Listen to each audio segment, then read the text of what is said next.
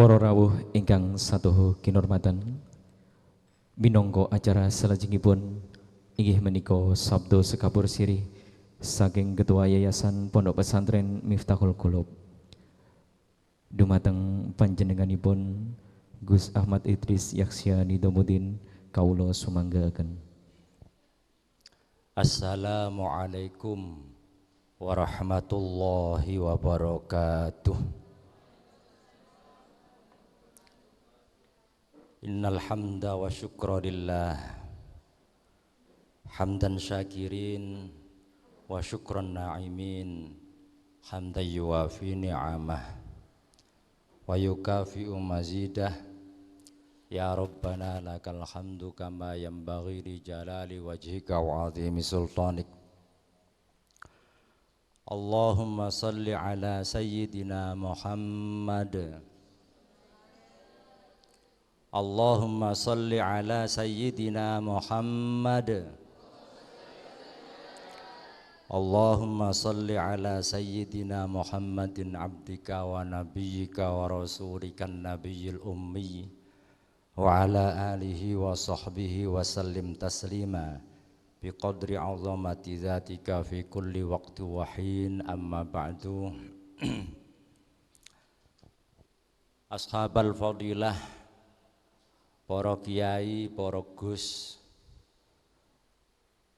dewan guru madrasah aliyah Miftahul Qulub, wabil khusus panjenenganipun Al-Mukarram Romo Al-Ustaz Gus Muhammad Khalil Esos Sayyidin Panatagomo Kalipatulahing tanah Jawa, entek-enteki prawan lan rondo. Konsepnya lak Jawa ya. Ya. Sampai aku iki mang bingung. Mergo konsep itu tradisi Jawa. Semalam saya sudah ke sini nyoba baju yang disiapkan untuk saya. Warnanya hitam. Kate jasan dhewe gak oleh. Terus akhirnya iki mang berangkat gawe sarung. Sing sarungnya kira-kira matching karo baju hitam. Ternyata sampai di sini Bu Atin sama Bu Leili saya jadikan juri karena disiapkan baju yang baru lagi. Pak Sofian, pilih mana? Ternyata kedua orang cantik tersebut memilih yang ini. Jadi rupanya kurang matching. Tapi enggak masalah. Al-Mukarram panjenenganipun Kiai Haji Abdul Jalal ingkang kula mulyakaken. Anak-anakku wisudawan atau purnasiswa MA MQ tahun pelajaran 2020-2021 yang kami cintai. Kalian senantiasa dalam lindungan Allah, dalam rahmat-Nya. Karena pada detik-detik akhir, tahun-tahun terakhir, kalian mengikuti proses pembelajaran di Yayasan Pondok Pesantren Miftahul Qulub masih dalam suasana yang sama dengan tahun lalu, yaitu dalam pandemi COVID-19. Sehingga kalian pada hari ini mestinya menunjukkan raut muka bahagia, mestinya gembira karena menyambut peringatan perayaan kelulusan kalian. Kalian tidak nampak kegembiraannya karena mulutnya sama ditutupi masker.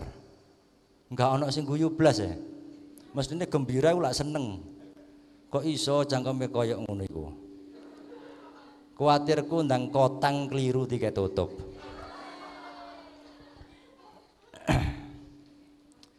Anak-anakku wisuda purnasiswa, peserta wisuda purnasiswa 2021 yang saya banggakan.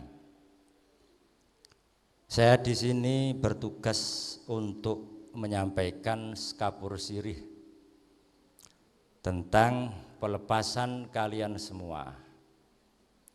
Kalian ada yang 6 tahun, ada yang 3 tahun, ada yang kurang bahkan lebih dari tahun itu, kebersamaan di sini bersama Yayasan Pondok Pesantren Miftahul Qulub.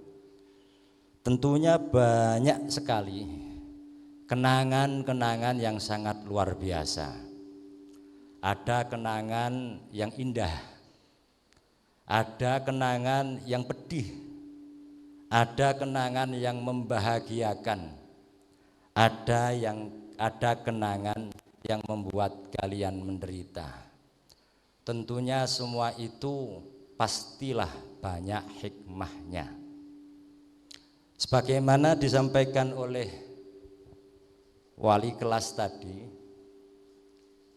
kalau sambutannya Pak Khalil saya belum tahu, mek krungu teko nisor lamat-lamat kok moro dimareni. Apa kok nek ejek sambutan aku munggah langsung kepuyuh ya gak roh aku ya. Bahwa kalian saat ini akan baru memasuki dunia nyata, kehidupan yang nyata. Namun kalian harus sadari anak-anakku sekalian, bahwa kalian mungkin ada yang usianya 17 tahun. Ada ya? Ada? Ada yang 18 tahun. Ini mayoritas ya? Ada mungkin yang 19 tahun. Ada? Lah itu mungkin dia oleh sekolah telat atau saking disayang gurune boleh gak diunggahno. Ya. Usia kalian antara 17, antara 15 sampai 25 tahun. Itu adalah usia yang sangat tinggi nilainya. Sangat mahal harganya. Karena pemuda, masa mudanya itu lebih mahal daripada emas. Jika emas dapat digadaikan untuk berkuasa, jika emas dapat digadaikan untuk memiliki harta benda dunia yang melimpah, maka usia muda lebih dari itu jika mampu memanfaatkannya. Apabila emas merupakan harta yang diincar karena mahal oleh banyak sekali pengusaha dan maling, kemudian usia muda lebih membahayakan daripada memegang emas. Ketika kalian salah dalam menggunakan usia muda kalian, maka saya tidak heran ketika orasi ilmiah Bung Karno pada saat Sumpah Pemuda tahun 1956, masih ingat? Masih ingat? Lali tak gak tahu roh. Lali. Beri saya 1000 orang tua, akan aku runtuhkan Semeru sampai akar-akarnya. Kan begitu ya? Ya. Dan beri saya seorang pemuda, akan aku guncangkan dunia. Luar biasa kan? Itu Bung Karno, revolusioner kita. Artinya apa? Pemuda ini merupakan usia yang lebih mahal daripada emas, dan harus pandai-pandai kita memanfaatkannya, menggunakannya. Maka dari itu, kata pepatah Arab yang senada dengan apa yang telah disampaikan oleh orator Bung Karno, Subbanul yaum rijalul ghad. Pemuda hari ini adalah tokoh di masa mendatang. Saya tanya anak-anak, pemuda hari ini yang akan menjadi tokoh di masa mendatang itu pemuda yang belajar apa pemuda yang pemalas? Wis ngerti ngono. Aku takon mang yen badai tok. Pemuda hari ini adalah tokoh di masa mendatang. Subbanul yaum rijalul ghad. Bahkan ada pepatah lagi, ada yang menisbatkan pepatah ini kepada Sayyidina Ali karramallahu wajhah. Namun saya tidak sepakat dengan penisbatan itu. Inna fi yadi syubban amrul ummah. Sungguh di tangan kekuasaan para pemuda lah urusan, semua urusan bangsa, urusan umat. Ada yang ingat pepatah ini? Ada yang ingat apa enggak? Terus apa? Wa fi aqdamihim hayataha. Dan di kaki mereka adalah kehidupan umat, kehidupan bangsa, melangkah maju. Jadi bangsa Indonesia atau umat manusia ini 20 tahun mendatang bagaimana nasibnya? Apakah sudah dijemput oleh Dajjal atau tidak? Tergantung kalian saat ini. Paham ya? Sudah dijemput oleh Al-Imam Al-Mahdi apa belum? Tergantung langkah kalian saat ini, tangan kalian saat ini. Karena urusan umat, urusan bangsa di masa mendatang menjadi urusan dan tanggung jawab kalian. Langkah maju mundur umat bangsa di masa mendatang tergantung 8 langkah kaki kalian. Maka dari itu, karena usia muda merupakan usia yang lebih mahal daripada emas, hanya sebatas ibarat atau perumpamaan, maka tidak ada sesuatu yang layak untuk menggadaikan usia muda kita saat ini kecuali merasakan pedihnya bangku sekolah, merasakan sengsorone mondok, riyadhoe mondok. Karena kalau kita gak kasih kesimpulan, lulusan MA Miftahul Qulub semenjak saya mendampingi Yayasan Pondok Pesantren Miftahul Qulub ini beragam banget. Ada yang setelah lulus langsung terjun ke dunia kerja, mbuh dadi pramusaji, mbuh dadi pengecur nduk pom, lha ono sih ya, mbuh dadi pramuniaga, mbuh kerja batu dan lain sebagainya. Banyak banget lulusan MA Miftahul Qulub. Artinya setelah lulus MA Miftahul Qulub mereka memilih dunia kerja. Hal itu saya anggap wajar. Mengapa kok wajar?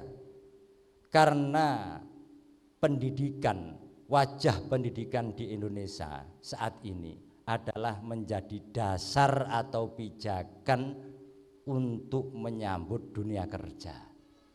Tadi gak kaget nek lulus MA mikir kerja, gak kaget lulus kuliah mikir kerja. Karena orientasi pendidikan di Indonesia itu memijakkan dunia kerja kepada pendidikan di Indonesia. Paham ya? Bagus. Cuman kalau kerja, kalau memang yang dipilih nanti itu dunia kerja, bekerjalah dengan jujur. Jangan korupsi waktu, jangan korupsi honor, jangan nyolong mripate jeragan. Nek dadi jeragan ya sing bijaksana, sing adil, karena dawuhe Kanjeng Nabi at-tajirus shaduq yuhsyaru ma'as-siddiqin. Apa bahasane wong sing berniaga iku apa? Pekerja ngene, pekerja. Yang jujur itu kelak di surga nanti akan berkumpul bersama orang-orang yang siddiq seperti Abu Bakar As-Siddiq. Semoga lulusan MA Miftahul Qulub sepanjang masa yang memilih dunia kerja termasuk golongan itu. Amin. Yang kedua, lulusan MA Miftahul Qulub ada, ini yang kedua, yang saya rekomendasikan juga. Ada yang memilih untuk memasuki apa ya? Biduk rumah tangga ya. Kira-kira iki wis ana sing wis mulai tim-timan. Utawa bahkan wis ana sing tahun ini lepas lajang. Ana ta gak? Ana ta gak sing wis nrimo pinangan? Sing wis pernah mendengar kupinang engkau dengan bismillah. Wis tau, wis ana? Wis ana? Gorong? Jika kalian, iki mergo pengalaman biyen-biyen, lulusan yang dulu-dulu. Jika kalian anak-anakku, ada apa? Ada apa? Jika kalian memilih jenjang pernikahan, anak-anakku, baik nikahnya karena dasar cinta atau nikahnya karena dasar nurut kepada orang tua, bahkan mungkin ada yang karena nurut guru. Mungkin Pak Izu gak ono, gak kata Pak Izu. Selamat menjadi jomblo abadi. Ketika anak-anak kalian yang cewek ini tidak ada yang memilih Anda. Kemarin Pak Fandi mari lamaran ya. Karek Pak Izu tak takoni jare sudah punya tim-timan. Tapi hati-hati, nek ngetim tok gak ndang dilamar iku ya iso ucul. Engko lek wis ucul, sampean keturutan menjadi jomblo abadi. Sampean usia piro Pak Izu? Piro? 27. Sampean lapis di tim-timan ya? Ya. 27 berarti sekarang tahun 2021 tim-timane bakal kepencut wong lanang liya. Baru 2008 ana sing dikira barang ditakokno gak oleh wong tuane. 2009 Pak Izu aja nangis Pak Izu. 2009 ana siswine utawa anake sing disir. Tapi sadurunge tiba nglamar ajal menjemput lebih dulu. Akhirnya 3 tahun kemudian Pak Izu genap umur 30 tahun dalam keadaan jomblo yang penuh derita. Mergo wis 30 tahun akhirnya nakokno sapa wae gak ono sing gelem. Biasanya iku jomblo nek sudah melewati usia 30 tahun untuk menemukan jodoh iku kangelan banget. Sulit kejaba gelem rabi rondo. Contone Mbak Atin, Bu Atin. Nah. Karena Pak Ajis dulu orangnya enggak diundang ya Pak Khalil ya.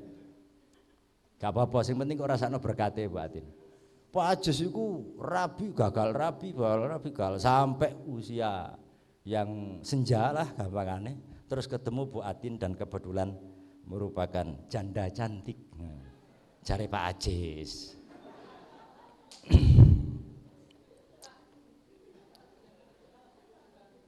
Ya jangan guyone titik ngono lho. Tapi mergo maskeran gak ketok guyune balas ya.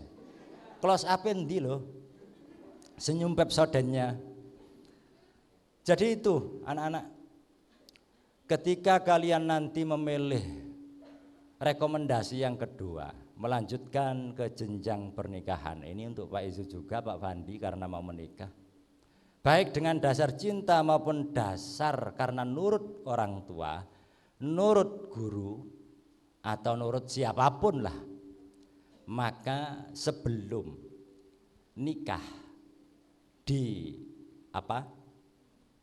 dimulai, entah beberapa hari sebelumnya, tata hati dulu. ditata, dikelola niate. Meskipun menikah itu biasanya karena dorongan nafsu, tapi ingat sabda Nabi Muhammad sallallahu alaihi wasallam. Pak Izu, sampan disebut asmane Kanjeng Nabi gak maca selawat. Hah? Wes ah, kok gak ketemu ya?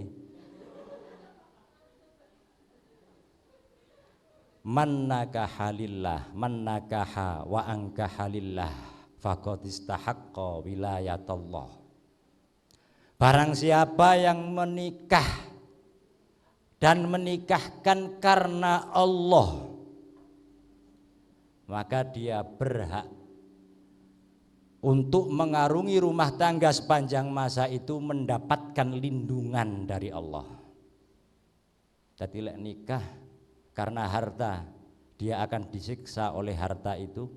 Lek nikah karena kedudukan, maka dia akan dihambakan oleh kedudukan itu. Karena politik misalkan, yang nikah karena kemudahan dunia, maka kemudian dunia itu akan berbalik menjadi sesuatu yang menyulitkan langkah hidupnya. Nikahlah karena Allah. Man nakaha lillah, man nakaha wa ankaha lillah faqad istahaqqa wilayatullah. Barang siapa yang menikah dan menikahkan, nah ini penting, sing menikahkan biasa siapa? Wali kan ya. Nah, wali kan nikahno anake, nikahno ponakane, utawa kiai makili wali. Nek karo-karone iki dalam prosesi akad nikah iki karena Allah. Nek cara kiai ini utawa KUA-ne gak pengulune gak mergo amplop, gampangane ngono. Sing rabi karena Allah, sing rabekno karena Allah, maka mempelai ini sepanjang arungan bahtera kehidupannya dia akan selalu mendapatkan perlindungan dan pertolongan Allah. Faqad istahaqqa wilayatullah. Semoga kalian yang memilih pintu ini semuanya termasuk golongan orang-orang yang mendapatkan perlindungan Allah dalam berumah tangga. Amin. Yang ketiga, emang loro ya? Ya. Iki lak gempangane dudu orasi ilmiah sih iki, Bang. Cek gak termehek-mehek ngono, buyuri soket sambutan wis brembek-brembek. Sambutan brembek-brembek itu dudu sambutan jenenge sambatan. Buyuri dikoclok ngene tisune dusapno mripate ya. Ketok mripat kulo ketok, dilalah emang ketok. Yang ketiga,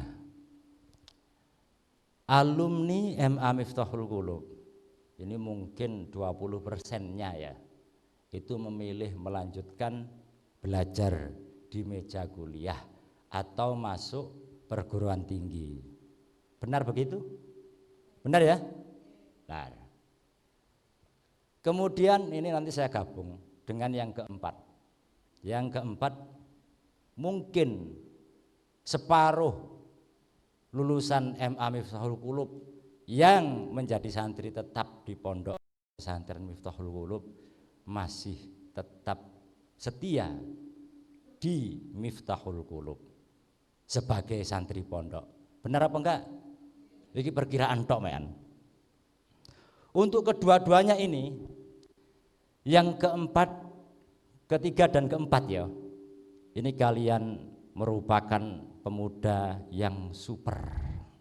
Aplaus untuk kalian yang memilih dua hal ini.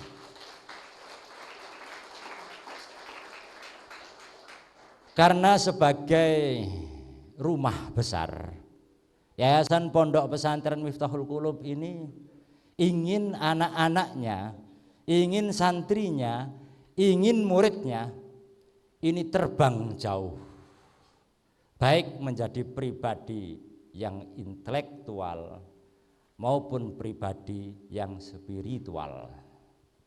Untuk menempuh kedua istilah besar ini, maka kalianlah yang benar-benar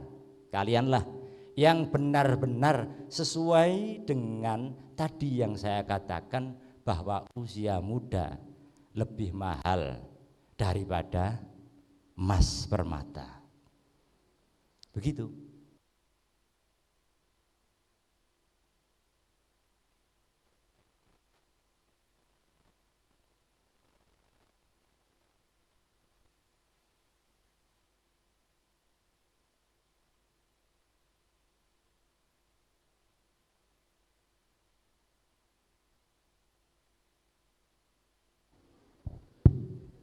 memang banyak yang di luar skenario.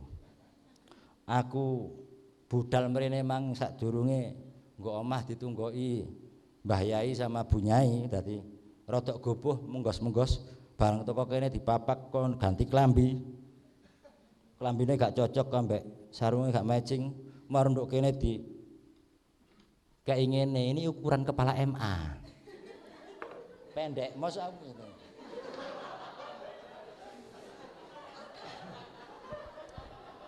Iya kan? Terus barang mik tak cekel kok mati baterai entek. Wah, ya opo iki. Terus gak masalah. Sampai mana saya tadi?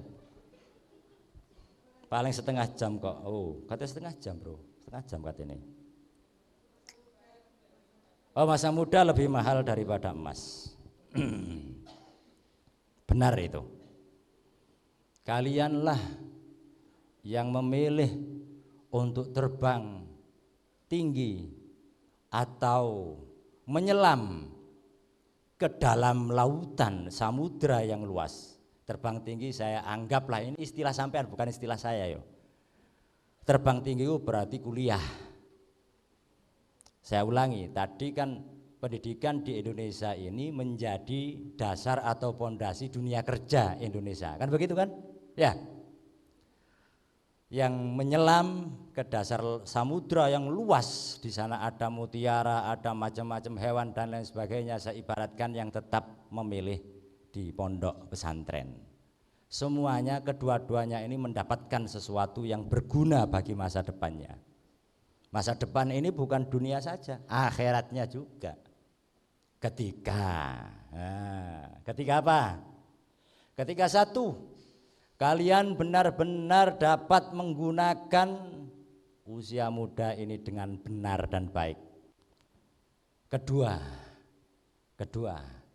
ketika kalian benar-benar tidak salah pilih. Pilih apa? Pilih orientasi. Aku tak tetep nduk pondok tawar. Besok nek mulih cek dadi orator, dadi kiai, iso ngimami tahlilan. Tersesat. Aku tak kuliah, engko nek kuliah lek wis dadi esos kaya Pak Khalil, cek dadi kepala MA. Tersesat. Paham ya? Paham ya? Pilihlah lembaga pendidikan baik pesantren maupun perguruan tinggi murni hanya karena untuk ikhtiar menghilangkan kebodohan dan menjemput kesucian ilmu. Karena ilmu itu hakikatnya suci, yang mengotori adalah niat kita. Bukankah para pejabat mulai zaman dahulu sampai masa mendatang, terutama di Indonesia, gak ngomong non dunia, ngomong non Indonesia. Wong saiki pejabat FIFA korupsi yo, stepletter itu. Roh FIFA. Baru. Nah, itu loh.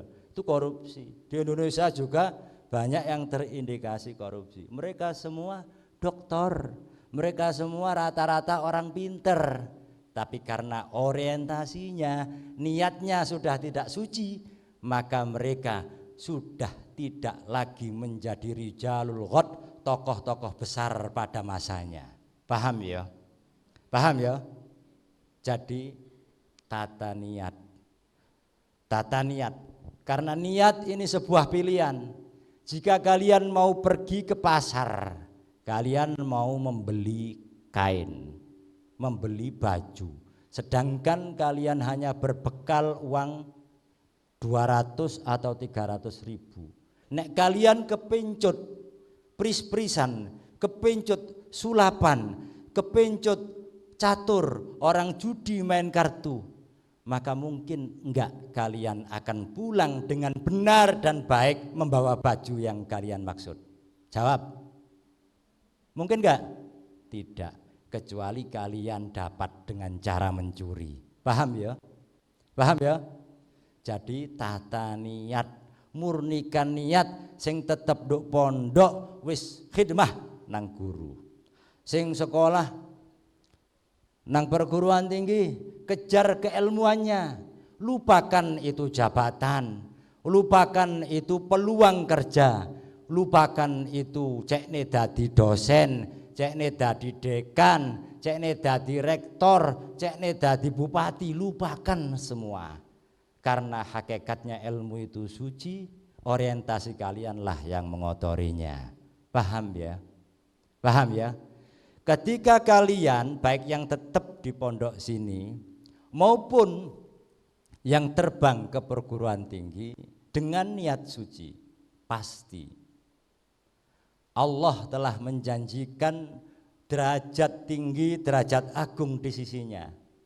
Bagi siapapun yang telah dijanjikan Allah derajat tinggi di sisinya, maka urusan duniawinya itu sudah bukan urusan dirinya, tapi urusan Allah.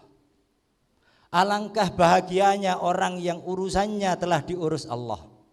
Alangkah indahnya orang yang setiap langkah derap kakinya dan gerakan tangan kekuasaannya telah disertai inayah dan keindahan sifat jamal Allah. Semuanya akan mengagumkan seluruh makhluk hidup di alam semesta. Paham ya? Paham ya? Karena kalian telah menggadaikan usia kalian, usia muda kalian dengan tujuan dan pilihan yang benar dan baik. Tentunya anak-anakku sekalian, untuk menggadaikan diri dalam tujuan dan pilihan yang baik dan benar ini perlu penderitaan.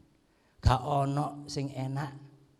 Mergo nek kalian mencari enak sekarang, maka kalian di masa mendatang menderita. Iki rumus simpel lah begitu kan. Nek saiki ria-rio lepa-lepo dolin sekak remi dan seterusnya, sapa warung wifi, maka 10 tahun lagi, 20 tahun lagi kalian menjadi orang-orang tua yang terlempar dari kancah kehidupan yang madani. Paham ya? Paham ya? Tapi kalau sekarang saat ini kalian menggunakan usia muda kalian untuk tekun belajar dengan niat yang bersih. Sayyidina Umar bin Khattab telah bersabda, man sabara ala dzullit ta'allum, barang siapa yang betah sabar merasakan deritanya belajar, baik di pondok pesantren, di madrasah, di perguruan tinggi, baqiya umrohu, man lam yasbir ala dzullit ta'allum, barang siapa yang tidak sabar, tidak betah merasakan derita dan riyadhahnya belajar menuntut ilmu, baqiya umrohu fi amayatil jahalah, maka sisa umurnya, sisa usianya akan dalam kebutaan kebodohan. Paham ya? Paham ya? Termarginalkan, tersingkirkan, terlempar dari kancah kehidupan. Itu belum di akhirat, di dunianya, apalagi di akhirat. Malam yasbir ala dzullit ta'allum, tak balen-baleni ben ana sing iling, sing niteni. Barang siapa yang tidak tahan, tidak betah atas penderitaan belajar, ngaji, sekolah, baqiya umrohu fi amayatil jahalah, maka dalam sisa usianya, sisa umurnya, dia akan tertekan dalam kebutaan kebodohan. Gitu. Waman sabara alaihi, masih dawuh Sayyidina Umar, waman sabara alaihi ala amruhu ila izzid dunya wal akhirah. Barang siapa yang senantiasa bersabar menahan diri atas tekanan pembelajar, atas proses pembelajaran, gelem soro, gelem riyadhah, gelem tekun, gelem sinau, melupakan segalanya, sing penting usia mudaku saya gadaikan untuk ilmu. Ala amruhu ila izzid dunya wal akhirah, maka urusannya di masa mendatang baik dunia maupun akhirat akan menemukan kejayaan. Ila izzid dunya wal akhirah, menemukan kejayaan dunia dan akhirat. Rada mentolo iki yon. Lapo kok sampai seri ngene iki? Kengototen paling. Jadi saya ulangi. Man lam yasbir. Iki Bu Yuris biasane tani ngene iki masalahe. Omongku sing apa dititani. Man lam yasbir ala dzullit ta'allum. Baqiya umrohu fi amayatil jahalah. Barang siapa yang tidak tahan dengan soro rekoso lan penderitaane belajar ilmu, golek ilmu, maka sisa usianya akan dipenuhi amayatil jahalah, kebutaannya, kebodohan yang diumpamakan kebutaan. Iku kan jenenge idhofatus sifah ilal mausuf utawa idhofatul musabbah beh ilal musabbah lek cara balaghah sastra Arab. Menggabungkan yang diserupani nanggone yang diserupakan. Cara makna asline ila amayatil jahalah fi amayatil jahalah ing dalem kebodohan kang diserupakaken kebutaan. Orang buta itu tidak tahu langkah ke depan. Iya kan? Belakang saja enggak tahu, samping saja enggak tahu, tidak mampu membedakan warna. Kan begitu. Orang bodoh juga seperti itu, ndeladap. Kan begitu kan? Tuh, fi amayatil jalan di mana nih? Waman utawi sapane wong iku sabaro. Lamun sabar tahan betah sapa man ala dzullit ta'allumi ing atase inane ngaji, inane belajar, inane sekolah. Penderitaan ino yo. Baqiya mongko tetep sapa man umrohu ing dalem saumure man. Arti sepanjang hidupnya. Fi amayatil jahalati ing dalem bodoh kang disrupakaken wuta. Bodoh yang diibaratkan kebutaan. Waman sabaro alaihi waman utai sapane wong iku sabaro lamun sabar sapa man alaihi ing atase dzullit ta'allum. Barang siapa yang sabar betah menderita untuk belajar dalam penderitaan. Ala gawe hamzah ala amruhu ala mongko bakal dadi gawe fi'il madhi ala. Mengapa kok padahal ini mustakbal akan datang kok gawe fi'il madhi ala? Ini menunjukkan sebuah kepastian. Paham ya? Seperti idza waqa'atil waqi'ah sing hafal kanca-kanca kan itu. Ketika terjadi hari kiamat. Padahal hari kiamat itu nanti. Kok pakai fi'il madhi waqa'at? Karena pasti terjadi. Ala amruhu iki balaghah sing tak terangno iki. Makane mondok terus pinter kaya aku. Gak bodoh kaya Pak Khalil. Keliru Pak Khalil. Keliru sing disejo iku mang. Pinter Pak Khalil loh. Pinter lah Pak Khalil. Bojo. Nek gak pinter bojo gak duwe motor. Bojone dibojoki paleh tuku motor. Lho iya iku sing nyelengi bojone iku. Ngono lho. Tuku motor masih murah-murahan, sing penting pantes dadi kepala MA duwe motor ngono. Padahal iku koyo gledekan rasane tumpakane. Alah, mongko mesti kepastian fi'il madhi. Apa amruhu urusane man. Begitu. Ila izzid dunya.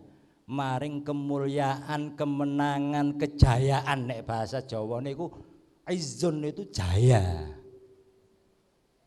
Berarti Pak Izzuddin niku jayane agama. Ya babah. Agamane kan Islam. Dadi sing jaya Islame, wonge gak jaya. Ila izzid dunya. Maka pasti urusannya akan kembali kepada kejayaan dunia dan akhirat. Semoga, maksudnya akhir itu kan kabeh Bang ya. Semoga kalian yang memilih dua rekomendasi ini, rekomendasi untuk kuliah, rekomendasi untuk tetap belajar di pesantren Miftahul Qulub, termasuk golongan yang ini. Amin, amin ya rabbal alamin. Na'udzubillah, summa na'udzubillah. Saya tidak merekomendasikan lulusan MA menjadi pemalas sing lontang-lantung tanpa aktivitas yang berguna.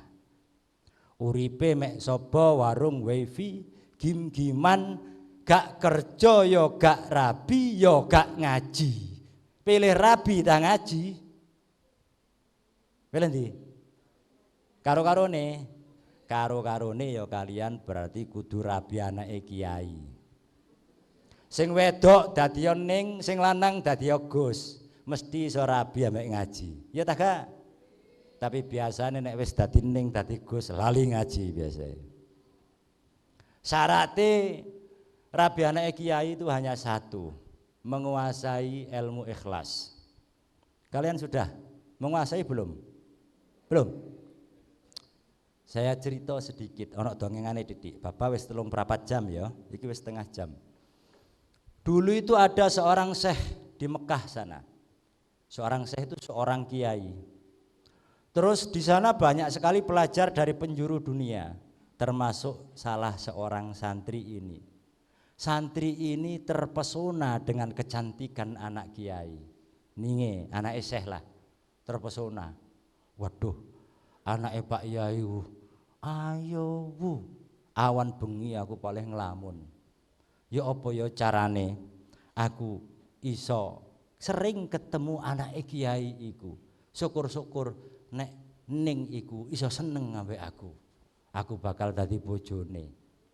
Bukan karena kepingin dadi Gus, tapi mek mergo kepingin dadi bojone wong ayu. Paham ya? Maka dia punya trik siasat.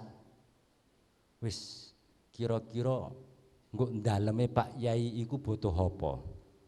Sing kira-kira aku paling iso gelek mlebu nang daleme kono sehingga aku gelek nguasaken putrane Pak Yai iku. Untuk mendamaikan hatiku masih aku gak dikarepi, tapi lek bendino aku roh kecantikane putra syekh itu, maka hatiku penuh dengan rona kebahagiaan. Maka dia menyamar menjadi bukan santri, santri ya, menyamar menjadi tukang pengantar air. Nek cara saiki Abah Puji kasih puji lho, kirim banyu ya. Kirim banyu, wong jenenge nggo Arab, gak ono sumur. Jadi kebutuhan air di masing-masing rumah tangga itu ada yang datang nganter dilebokno jedinge, dilebokno genuke, seperti itu. Akhirnya dia setiap hari menawarkan harga air yang lebih murah daripada harga umum. Dia siap merugi demi untuk setiap hari berjumpa dengan sang ning yang cantik itu. Sampeyan mestine ana sing terinspirasi ngene iki. Mari ngono. Akhirnya karena setiap hari masuk rumah, kiai itu ngonangi gelagat. Iki lho, santri siji iki lho, maksudnya api. Tapi gelagate kok ana gelagat buruk iki. Rupane nek ana anakku, santri iki oleh nglebokno banyu, tukang banyu iki disuwe-suwe. Barang iso ngulir ngono. Takon anakku, ning ya napa niki ngulire? Biasa kan modus seperti itu ya. Biasa. Sang kiai ini curiga. Karena beliau juga imam masjid di Masjidil Haram. Ini cerita sudah booming kok di kalangan penceramah, kalangan ustadz-ustadz itu. Kemudian sang kiai ini menimbali, nyeluk. Tukang banyu dalam kiai. Awakmu ketoke kok ana gelagat seneng karo anakku. Nggih Pak Yai. Kamu seneng temenan ah? Nggih saestu. Krana Allah kula niku terpesona putri panjenengan. Wah, bahasane jos ya, jenenge santri. Gak tahu nggih bahasa elek, mesti bahasa apik, ya kan? Krana Allah. Rasane atine si santri ini, alhamdulillah akhirnya juga saya ditakoni. Barangkali ini pintu pembuka untuk mendapatkan putrinya Pak Yai. Kan begitu kan? Gumamnya. Tapi ternyata Pak Yai ini bilang apa kepada tukang air ini? Tapi nek pancen sampean kepingin ngerabi anakku, sampean kudu melok tekun jamaah ambek aku 40 dina. Nggo mburiku pas. Terus sampean tekone kudu sak marine aku jengkare utawa buyare metu teko masjid sak marine aku. Ngoten Pak Yai? Iya. Nggih, siap. Merasa hatinya gumamnya, demi cinta apapun akan kulakoni. Lah ngono sih ya. Tapi lek sudah mendapatkan cinta yo akan kulakeni. Kan begitu. Oh, iki istilah elek aja ditiru ya. Guyu. Bagi yang jomblo-jomblo selamat menderita. Karena ada lakoni dan lakeni tadi loh. Terus apa yang terjadi? Tukang air ini berhenti dari profesinya untuk mengantarkan air. Dia tekun di masjid. Karena takut kedatangan Pak Yai ke masjid itu lebih dulu daripada dirinya. Dia terus iktikaf di masjid. 40 hari dia ikut jamaah dengan Pak Yai. Pak Yai mau keluar masjid ditatakno sandale. Terus kembali masuk ke masjid untuk berwirid dan seterusnya. Lambat laun si santri ini lupa. Enggak menghitung mergo jero masjid gak ono tanggalan. Gampangane ngono ya. Lupa. Aku wis pirang dina wis lali gak perlu ngitung ngono iku. Marno Pak Yai ini akhirnya pada waktu sekitar 4 bulan lho iya. 4 bulan gak 40 hari dadine. Arek iku lho, tukang banyu iku biyen iku tak kongkon tekun nang masjid iku karepe iku ngenekno anakku. Saiki kok sampai 4 bulan iki. Arek iku gak nagih iki ya opo iki. Pak Yai ini juga bingung ngono lho. Pak Yai ini bingung terus akhirnya santri ini ditakoni. "Leh, sampean biyen nak tukang banyu nang aku?" "Nggih." "Marunu leren dadi tukang banyu, iktikaf nang masjid terus mergo nglakoni perintahku demi kepinginan sampean ngrabi anakku." "Nggih." "Lapo saiki kok gak nagih nang aku?" "Rugi kula. Nek iktikaf kula, jamaah kula kalih panjenengan kenikmatan sing diparingaken Allah teng manah kula ibadah niki mek sekedar damel pados putri panjenengan." Paham ya? Saya gadekan untuk kecantikan putri panjenengan, rugi kula. Kula tak dadi tiyang ngeten mawon pun. Iktikaf teng masjid tekun ibadah, kula mboten ngreken berumah tangga dan lain sebagainya. "Leh, kon niki berarti wis menemukan ilmu ikhlas le." Paham? Rabiin anakku mboten Mbak Yai. Rabiin kok mboten. Terus akhirnya Pak Yai gak kurang coro wong jenenge kiai, ya kan? Pada saat ngaji untuk masjid sing iktikaf mang dipanggil, kemudian memanggil saksi, "Le mrene le." Dinikahkan langsung, dipaksa. Jadi keikhlasan itu kita akan menjumpainya ketika sudah kita berhasil terlupakan sesuatu yang menjadi orientasi keduniaan kita.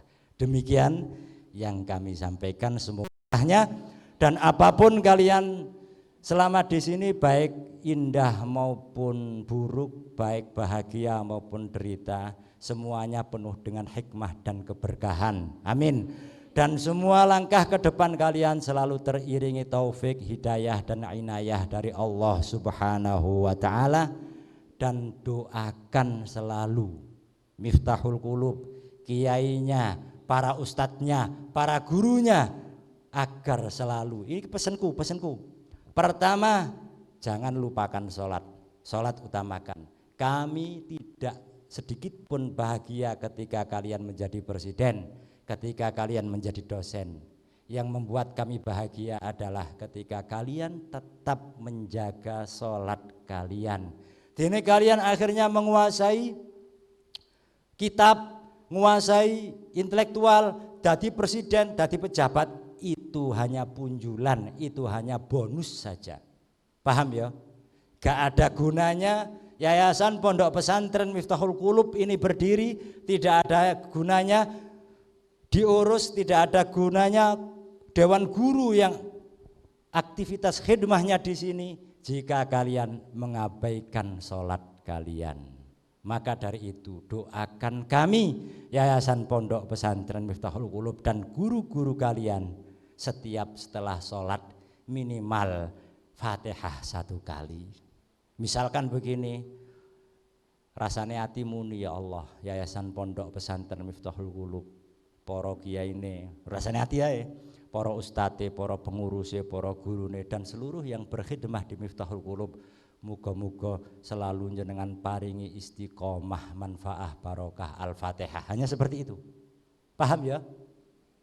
Jangan pernah abaikan sholat, dan setiap setelah sholat jangan lupa Miftahul Qulub, karena hanya itu bukti cinta kalian kepada kami. Dan bukti cinta kami kepada kalian, kami tidak menuntut apa-apa kecuali kalian ngopeni sholat kalian. Sekian, terima kasih dari awal hingga akhir, mohon maaf yang sebesar-besarnya. Terima kasih atas perhatiannya. Hadanallahu wa iyyakum ajma'in. Assalamualaikum. Pesantren Miftahul Qulub masih tetap setia di Miftahul Qulub sebagai santri pondok. Benar apa enggak? Ini perkiraan tok men. Untuk kedua-duanya ini, yang keempat, ketiga dan keempat ya, ini kalian merupakan pemuda yang super. Aplaus untuk kalian yang memilih dua hal ini. Karena sebagai rumah besar, Yayasan Pondok Pesantren Miftahul Qulub ini ingin anak-anaknya, ingin santrinya, ingin muridnya ini terbang jauh, baik menjadi pribadi yang intelektual maupun pribadi yang spiritual. Untuk menempuh kedua istilah besar ini, maka kalianlah yang benar-benar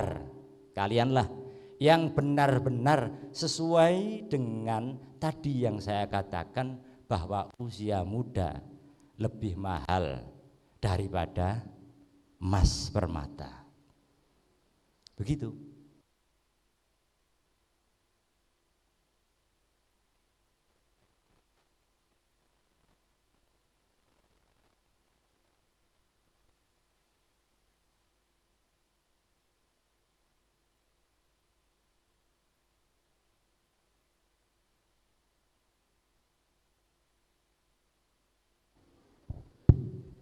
Memang banyak yang di luar skenario. Aku budal mrene memang sadurunge nggo omah ditunggoki Mbah Yai sama Bu Nyai, dadi rodok goboh menggos-menggos, bareng teko kene dipapak kon ganti klambi.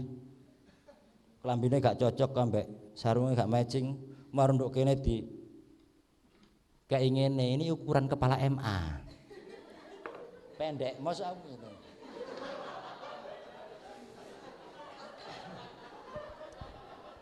Iya kan? Terus barang mik tak cekel kok mati baterai entek. Wah, ya apa ini? Terus gak masalah. Sampai mana saya tadi? Paling setengah jam kok. Oh, katanya setengah jam, Bro. Setengah jam katanya. Oh, masa muda lebih mahal daripada emas. Benar itu. Kalianlah yang memilih untuk terbang tinggi atau menyelam ke dalam lautan samudra yang luas. Terbang tinggi saya anggaplah ini istilah sampean, bukan istilah saya yo. Terbang tinggi itu berarti kuliah. Saya ulangi, tadi kan pendidikan di Indonesia ini menjadi dasar atau pondasi dunia kerja Indonesia, kan begitu kan? Ya. Yang menyelam ke dasar samudra yang luas, di sana ada mutiara, ada macam-macam hewan dan lain sebagainya. Saya ibaratkan yang tetap memilih di pondok pesantren. Semuanya kedua-duanya ini mendapatkan sesuatu yang berguna bagi masa depannya. Masa depan ini bukan dunia saja, akhiratnya juga. Ketika apa? Ketika satu, kalian benar-benar dapat menggunakan usia muda ini dengan benar dan baik. Kedua, ketika kalian benar-benar tidak salah pilih. Pilih apa? Pilih orientasi. Aku tak tetep nduk pondok Tawar. Besok nek mulih cek dadi orator, dadi kiai, iso ngimami tahlilan. Tersesat.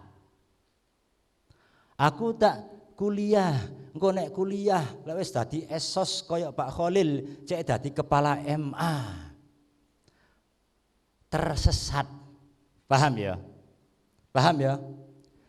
Pilihlah lembaga pendidikan baik pesantren maupun perguruan tinggi murni hanya karena untuk ikhtiar menghilangkan kebodohan dan menjemput kesucian ilmu. Karena ilmu itu hakikatnya suci, yang mengotori adalah niat kita. Bukankah para pejabat mulai zaman dahulu sampai masa mendatang, terutama di Indonesia, gak ngomong non dunia, ngomong non Indonesia. Wong saiki pejabat FIFA korupsi yo, stepladder itu. Roh FIFA. Baru. Nah, itu loh. Itu korupsi. Di Indonesia juga banyak yang terindikasi korupsi. Mereka semua doktor, mereka semua rata-rata orang pinter. Tapi karena orientasinya, niatnya sudah tidak suci, maka mereka sudah tidak lagi menjadi rijalul ghad, tokoh-tokoh besar pada masanya. Paham ya? Paham ya? Jadi tata niat. Tata niat. Karena niat ini sebuah pilihan. Jika kalian mau pergi ke pasar, kalian mau membeli kain, membeli baju, sedangkan kalian hanya berbekal uang 200 atau 300 ribu. Nek kalian kepincut pris-prisan, kepincut sulapan, kepincut catur, orang judi main kartu, maka mungkin enggak kalian akan pulang dengan benar dan baik membawa baju yang kalian maksud. Jawab. Mungkin enggak? Tidak. Kecuali kalian dapat dengan cara mencuri. Paham ya? Paham ya? Jadi tata niat, murnikan niat, sing tetep nduk pondok wis khidmah nang guru. Sing sekolah nang perguruan tinggi kejar keilmuannya, lupakan itu jabatan, lupakan itu peluang kerja, lupakan itu cekne dadi dosen, cekne dadi dekan, cekne dadi rektor, cekne dadi bupati, lupakan semua. Karena hakikatnya ilmu itu suci, orientasi kalianlah yang mengotorinya. Paham ya? Paham ya? Ketika kalian baik yang tetap di pondok sini maupun yang terbang ke perguruan tinggi dengan niat suci, pasti Allah telah menjanjikan derajat tinggi, derajat agung di sisinya. Bagi siapapun yang telah dijanjikan Allah derajat tinggi di sisinya, maka urusan duniawinya itu sudah bukan urusan dirinya, tapi urusan Allah. Alangkah bahagianya orang yang urusannya telah diurus Allah.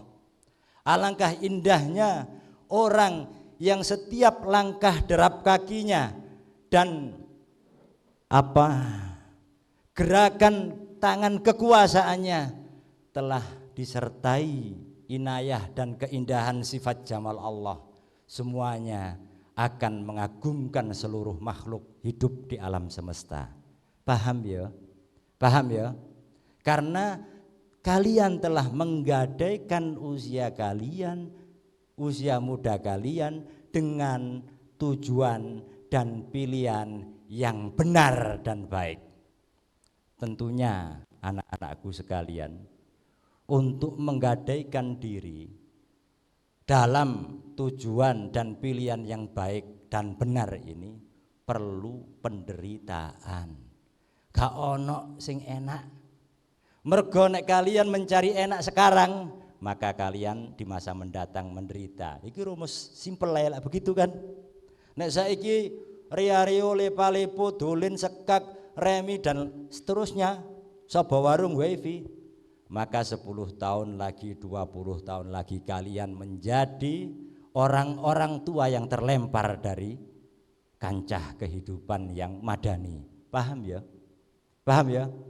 Tapi kalau sekarang saat ini kalian menggunakan usia muda kalian untuk tekun belajar dengan niat yang bersih.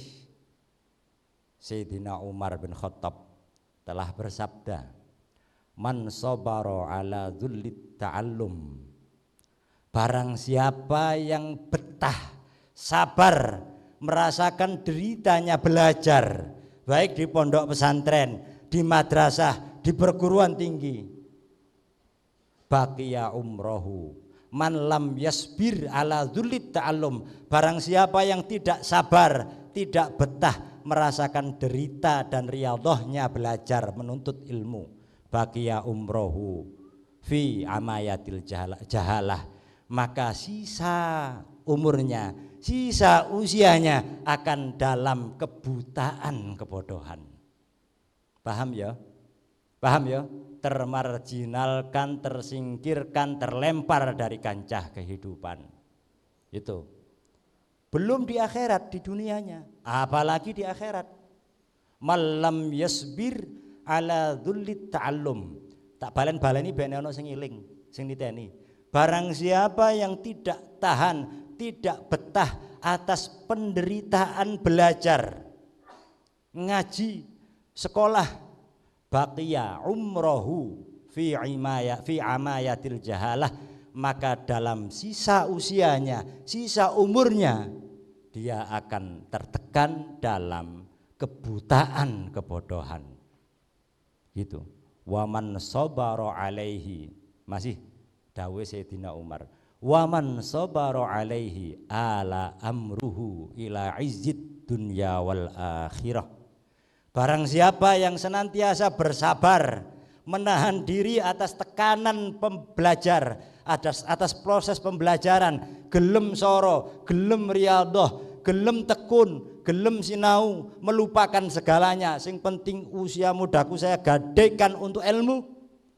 Ala amruhu ila izzid dunya wal akhirah, maka urusannya di masa mendatang, baik dunia maupun akhirat, akan menemukan kejayaan. Ila izzid dunya wal akhirah, menemukan kejayaan dunia dan akhirat. Rotok mentolo iki yon. Lapo kok sampai seri ngene iki, kengototen paling. Jadi saya ulangi. Man lam yasbir. Iki Bu Yuris biasa nitani ngene iki masalahe. Omongku sing ngopo dititani. Malam yasbir ala dzullit ta'allum, baqiya umrohu fi amayatil jahalah. Barang siapa yang tidak tahan dengan soro rekoso lan penderitaane belajar ilmu, golek ilmu, maka sisa usianya akan dipenuhi amayatil jahalah, kebutaannya, kebodohan yang diumpamakan kebutaan. Iku kan jenenge idhofatus sifah ilal mausuf, utawa idhofatul musabbah ilal musabbah lek cara balaghah sastra Arab, menggabungkan yang diserupani nanggone yang diserupakan. Cara makna asline ila amayatil jahalah fi amayatil jahalah, ing dalem kebodohan kang disrupakaken kebutaan. Orang buta itu tidak tahu langkah ke depan, iya kan? Belakang saja enggak tahu, samping saja enggak tahu, tidak mampu membedakan warna. Kan begitu. Orang bodoh juga seperti itu, ndeladap. Kan begitu kan? Tuh. Fi amayatil jalan di mana nih? Waman utawi sapane wong iku sabaro lamun sabar tahan betah sapa man ala dzullit ta'allumi ing atase inane ngaji, inane belajar, inane sekolah, penderitaan ino yo. Baqiya mongko tetep sapa man umrohu ing dalem saumure man, arti sepanjang hidupnya fi amayatil jahalati ing dalem bodho kang disrupakaken wuta. Bodoh yang diibaratkan kebutaan. Waman sabaro alaihi waman utai sapane wong iku sabaro lamun sabar sapa man alaihi ing atase dzullit ta'allum, barang siapa yang sabar betah menderita untuk belajar dalam penderitaan. Ala nggih hamzah, ala amruhu, ala mongko bakal dadi nggih fi'il madhi ala. Mengapa kok padahal ini mustakbal akan datang, kok nggak fi'il madhi ala? Ini menunjukkan sebuah kepastian. Paham ya? Seperti idza waqa'atil waqi'ah, sing hafal kanca-kanca kan itu. Ketika terjadi hari kiamat. Padahal hari kiamat itu nanti. Kok pakai fi'il madhi waqa'at? Karena pasti terjadi. Ala amruhu, iki balaghah sing tak terangno iki. Makanya mondok terus pinter kaya aku. Gak bodoh kaya Pak Khalil. Keliru Pak Khalil. Keliru sing disejo iku mang. Pinter Pak Khalil loh. Pinter lah Pak Khalil. Bojo. Nek gak pinter bojo gak duwe motor. Bojone dibojoki paleh tuku motor. Lho iya iku sing nyelengi bojone iku. Ngono lho. Tuku motor masih murah-murahan, sing penting pantes dadi kepala MA ndek motor ngono. Padahal iku koyok gledekan rasane tumpakane. Alah, mongko mesti dadi, mesti kepastian fi'il madhi. Apa amruhu urusane man. Begitu. Ila izzid dunya, maring kemuliaan, kemenangan, kejayaan nek bahasa Jawa niku izzun itu jaya.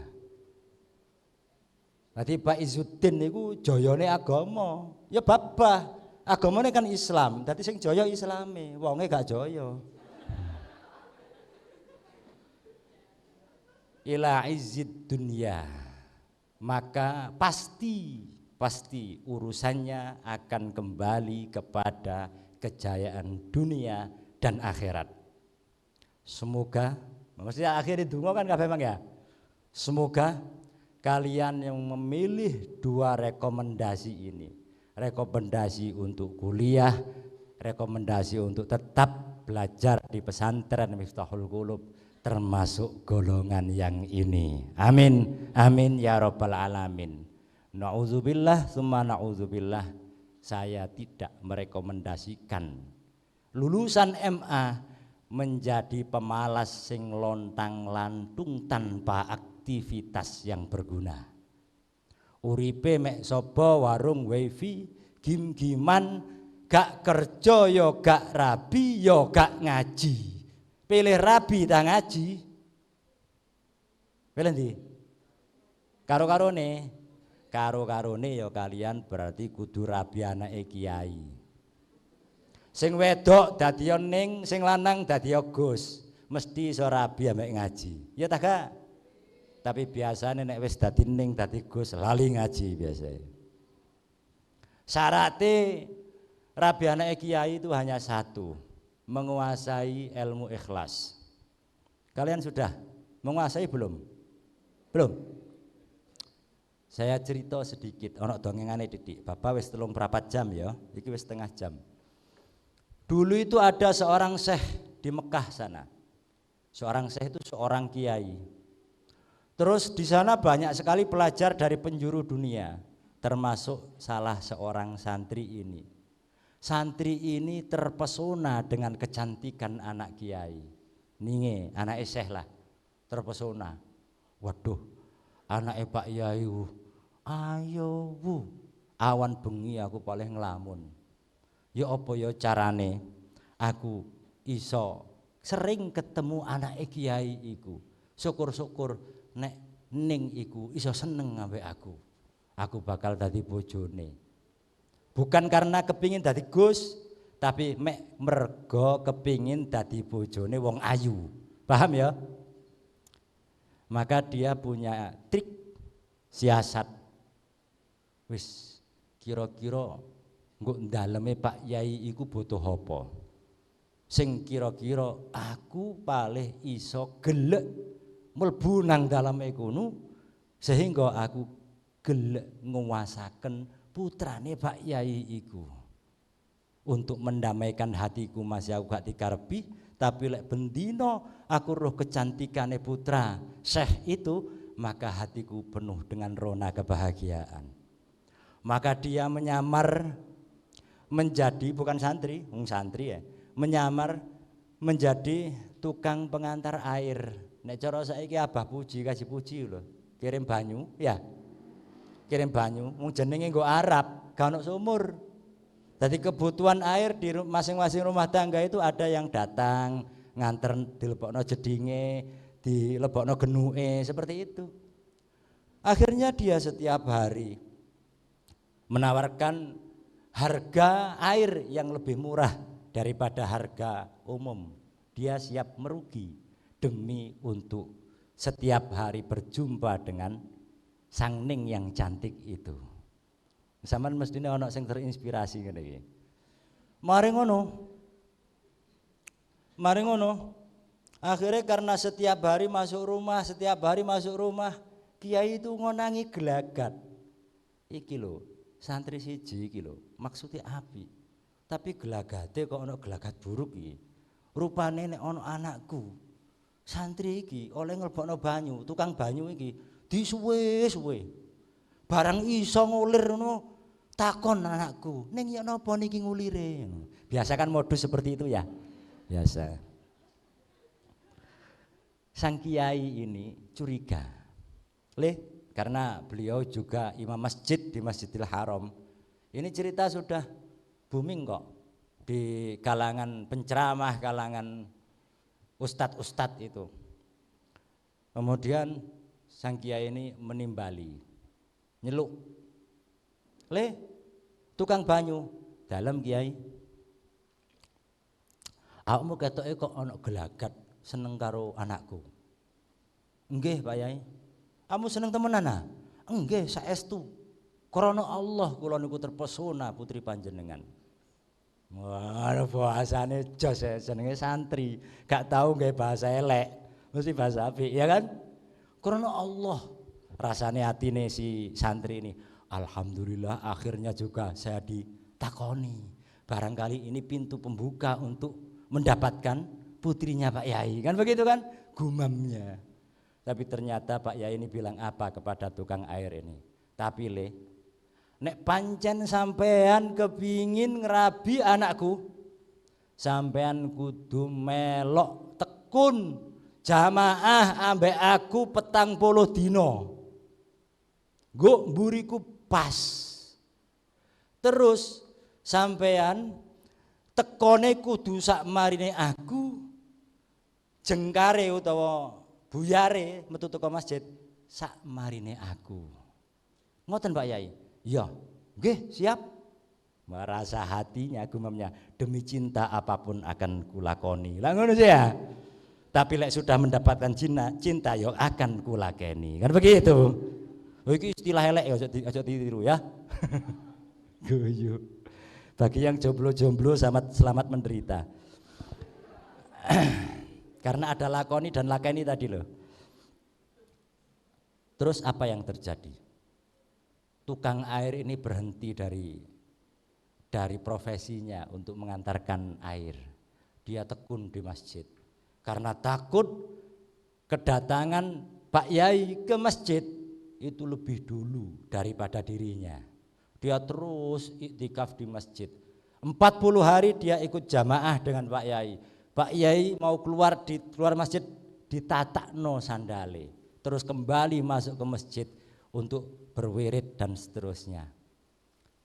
Lambat laun si santri ini lupa, nggak menghitung mergo jero masjid gak ono tanggalan. Gampangane ngono ya. Lupa. Aku wis pirang dina wis lali gak perlu ngitung ngono iku. Marno Pak Yai ini akhirnya pada waktu sekitar 4 bulan lho iya. 4 bulan gak 40 hari tadi ini. Arek iku lho, tukang banyu iku biyen iku tak kongon tekun nang masjid iku karepe iku ngenekno anakku. Saiki kok sampai 4 bulan iki. Arek iku gak nagih iki ya opo iki. Pak Yai ini juga bingung ngono lho. Pak Yai ini bingung terus akhirnya santri ini ditakoni. "Leh, sampean biyen nak tukang banyu nang omahku?" "Nggih." "Marunu leren dadi tukang banyu, iktikaf nang masjid terus mergo nglakoni perintahku demi kepinginan sampean ngrabi anakku." "Nggih." "Lapo saiki kok gak nagih nang aku?" "Rugi kula. Nek iktikaf kula, jamaah kula kalih panjenengan kenikmatan sing diparingaken Allah teng manah kula ibadah niki mek sekedar damel pados putri panjenengan."